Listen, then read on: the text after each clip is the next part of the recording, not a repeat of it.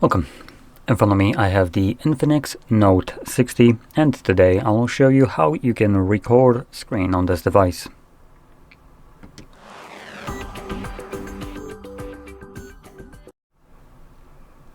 So, to get started, you will first want to swipe down from the top of your screen. Now make sure you do it from the right side, as that's where our toggles are. And somewhere in here we should hopefully have our screen recorder. I believe it's this toggle right here, a little camera. Now if you can't find this anywhere, you can actually click right here on this icon and scroll down, and you will find all the toggles that you can add in addition to the ones that we already had added. So from here you can look for your screen recorder. Let's see if I was actually correct. Yep, screen recorder. As you can see, we have labels in here, so it makes it a little bit easier to figure out what the hell is what. So anyway, from here, when you have the toggle added, I recommend holding it the first time, and this will quickly take you to the settings, where you can first thing do is change the resolution. If it's not set to at least 1080p, do change it to that, or to 2K if you want to. I'll choose 2K just for the better image quality. Now there is no bitrate, so it seems like it's just intrinsically assigned to the resolution. So kind of one option less to mess around with. We also have frame rate right here, and we have 24. Believe it or not, it's not cinematic, so we're going to be changing it to 60. And we have some other options that can add. So show top effects. So this will record a semi-transparent gray dot whenever your finger was touching the display. It's just showing it exactly where your finger was pressing it, so on the recording it's visible. Now we also have do not disturb mode that would automatically get enabled if you toggle this on when you are recording. And furthermore, we have record microphone sound and device sound. Now you can record both of them at the same time, but I would recommend using headphones for that, because when the system sound is being recorded, it will be recorded internally. Then it's going to get played through the speakers after it's already been recorded, at which point microphone might pick it up the second time, which would create an unwanted echo effect, while using headphones would basically prevent that from happening. Or we can just maybe mute the sound altogether here, and it still will be recorded, I believe. Anyway, so once everything is set up, we can just close this and we don't ever have to go back there again. And let's just find the toggle once more, and this time around we're gonna tap on it. You can see it automatically begins recording. So whatever you'll do right now, for the most part, will be recorded. So I'm gonna open up something like a calendar right here. Yeah, so I can just mess around. And also, let's open up something that probably is here. Yeah, no? Apparently no. Okay. So I guess I can show something that I believe it normally, I think, is installed here, but I could be wrong. So anyway, I'm going to stop the recording now by interacting with this right here and clicking on the square. Now what I was looking for is actually Netflix, for reasons that I will go into in a moment. But first, let's open up that screen recording that we have captured. Now you can open up your screen recording through either Photos application from Google, or through the AI gallery. What's so AI about it? It's a freaking gallery only. Anyway, so in here you will be able to see your screen recordings in the main Photos tab. Apparently not enough AI to know that this isn't a photo, but whatever, I guess. But what I actually recommend doing instead of going into the Photos tab is actually getting used to navigating to the albums. And in here you'll find album called either videos or screen recordings. Both of them have it. So here you can see, here's the screen recording, and it's already playing. Now, the reason why I wanted to open up Netflix specifically was for a demonstration of something that any kind of phone like this, Android phone or even iOS one, will come with, which is the ability for applications to block screen recordings and also screenshots. They both operate in the same exact way. So applications, when they're being created, have the option to just prevent that from being used when that said application is open. This is done to protect the privacy and security of the user. And as an example, if you are opening up your bank application, which also blocks this, and you may or may not have some kind of malware on your device that is trying to use screenshots of screen recordings to see what kind of pins or passwords you enter when accessing your bank application. You can imagine how that would be very detrimental to the security of your bank. So therefore, banks do block it, which is good.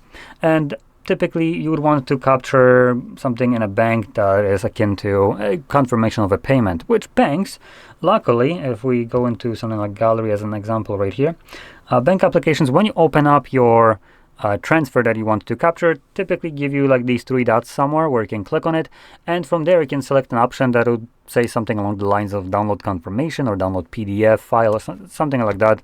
That would basically download a file that is a confirmation of that payment. So you don't need to take a screenshot or record screen for that. You can just literally have the application create a document for that purpose. Now, the reason why I want to open up Netflix is because Netflix does the same exact thing. Every streaming platform that does movies and shows will also block this for not your privacy and security. Even though it's your device, it's going to be blocking it for its own privacy and security. And you might be wondering, wait, would I allow anything to be using my hard-earned money to protect something that I couldn't give up less? And you would be absolutely correct to ask this question. Now, I have massive problem with this, and I'll be showing you how you can potentially circumvent this bullshit, because I have never consented to this. Most of the time, Netflix, as an example, as the most prominent application, comes pre-installed with a lot of devices because Netflix just does deals with these brands, right? Like Samsung's or other ones. So, when an application like Netflix comes pre-installed, I have never downloaded it. When opened, I have never given it any permission to do anything. It never asked me to allow anything, and I never owned a Netflix account. Therefore, I have never agreed to terms of service or use. So I see no reason, zero whatsoever, for an application to have the ability to change how my device works whatsoever. It never asked for this. It never even stated that it will be doing this beforehand, and it never asked for the ability to be given it to it. So, for this reason, we're going to be opening a browser because I want to show you how you can circumvent this. Now, Netflix and every other streaming platform blocks it for piracy reasons. Believe it or not, capturing a screenshot or recording a screen of an application isn't automatically piracy. It's what you do with that could be considered as piracy. So they're basically trying to prevent you from being able to utilize fair use, which we have for a reason, by automatically considering you as a filthy criminal that will be pirating their content and distributing it. Yeah, that's not everyone. That's probably a very small percentage. And I find it absolutely annoying that a company automatically treats you as though you're the goddamn thief of their content just because you might want to capture a screenshot, which you are in your goddamn right to do so. So for this purpose, we're going to actually be showing you how you can find this content outside of their platform for free. I mean, they didn't give me any other choice. So, what I'm about to search for is going to be PStream movie alternatives. And for people that are wondering what the hell that is, it used to be a site that I was showing as basically alternative to Netflix.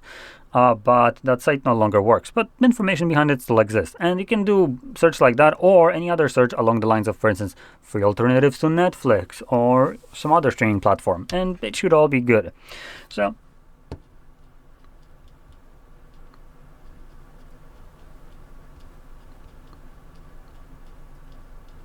there we go.